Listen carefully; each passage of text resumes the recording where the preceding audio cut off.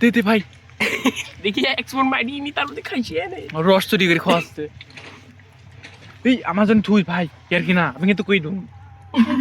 আমার জন্য না আদেশ আমি কই দেবো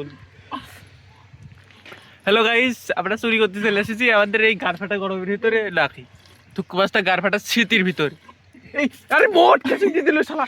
নিলাম দেন গাইস এটা এখন রস ক্যামেরা দিয়ে দেখাই এই যে রস কথা কম কাজ বেশি রাহেন্দ্র দিক টাকা তাতে খা বসা বসা আমাকে দিয়ে দিতে